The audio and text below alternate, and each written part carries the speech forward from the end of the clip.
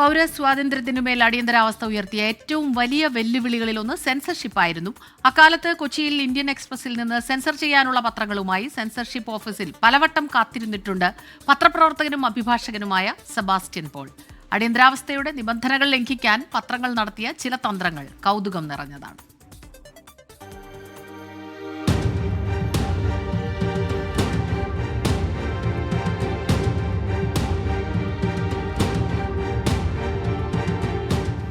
Indian എക്സ്പ്രസിന്റെ sub എഡിറ്ററായി കൊച്ചിയിൽ ജോലി ചെയ്യുന്ന കാലം. ഇന്ത്യയിലെ ഭൂരിഭാഗം വരുന്ന ജനങ്ങൾക്കെന്ന പോലെ അടിയന്തരാവസ്ഥയുടെ പ്രഖ്യാപനം സെബാസ്റ്റ്യൻ പോളിനും അപ്രതീക്ഷിതമായിരുന്നു. ഒന്ന്, പോലീസിനെ ഉപയോഗിച്ചുള്ള മർദ്ദനം, ടോർച്ചർ എന്ന വാക്കൊക്കെ വളരെ ലളിതമാണ് അന്നത്തെ സാഹചര്യത്തിൽ വിവരിക്കുന്നതിന്. മറ്റൊന്ന് സെൻസർഷിപ്പ്.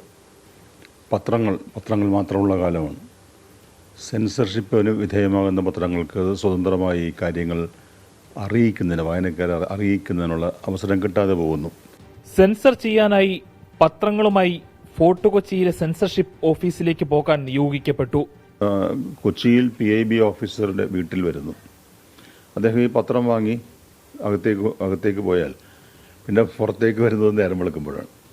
നേരം വെളുക്കുന്ന ഈ പത്രം തന്നെയായിട്ടാണ് അദ്ദേഹം പുറത്തേക്ക് വരുന്നത്. അപ്പോൾ ഇന്ത്യൻ എക്സ്പ്രസ് അന്ന് കേരളത്തിൽ വായിക്കുന്ന ഒരേ ഒരാൾ ഈ PIB ഓഫീസറാണ്. അത് ഒരു കപ്പ് ചായയുമായിട്ട് വന്ന് അവിടെ കാത്തിരിക്കുന്ന, രാത്രി മുഴുവൻ കാത്തിരുന്ന സബ് എഡിറ്റർക്ക് ചായയൊന്നുമില്ല.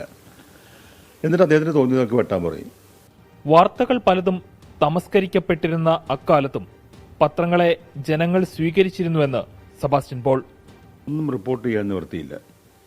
റിപ്പോർട്ട് ചെയ്യേണ്ടതായ ഒരു കാര്യം നമ്മൾ അറിയുകയും അത് റിപ്പോർട്ട് ചെയ്യാൻ കഴിയാതിരിക്കുകയും ചെയ്യുന്ന ഒരു അവസ്ഥ, അത് വീർപ്പുമുട്ടൽ മാത്രമല്ല, അതൊരു വലിയ പ്രയാസം തന്നെയാണത്. അതായിരുന്നു അക്കാലം. വിമർശനാത്മക വാർത്തകൾ ജനങ്ങളിൽ എത്തിക്കാൻ ചില കുറുക്കുവഴികളും പത്രങ്ങൾ സ്വീകരിച്ചിരുന്നു. അടിയന്തരാവസ്ഥ പ്രഖ്യാപിച്ചപ്പോൾ ഇത് ഡെത്ത് ഓഫ് ഡെമോക്രസി അതാണല്ലോ. പക്ഷെ അതൊന്ന് പറയണമല്ലോ ആരോടെങ്കിലും. പത്രങ്ങളിൽ എഴുതാൻ നിവൃത്തിയില്ല. അതാണ് ടൈംസ് ഓഫ് ഇന്ത്യയിൽ പ്രസിദ്ധമായിട്ടുള്ള ഒരു ക്ലാസിഫൈഡ് പരസ്യം വന്നത്. അത് അശോക് മഹാദേവൻ. അദ്ദേഹം ഈ ഡെമോക്രസി എന്നുള്ളത് DEM ഓക്രസി.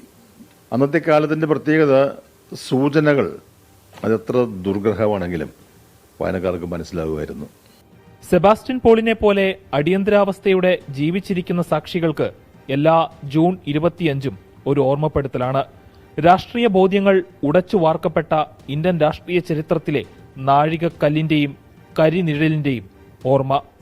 ക്യാമറാമാൻ സ്വാതി കൃഷ്ണനും വിഷ്ണു ചന്ദ്രനുമൊപ്പം അമൽ സുരേന്ദ്രൻ, 24 കൊച്ചി.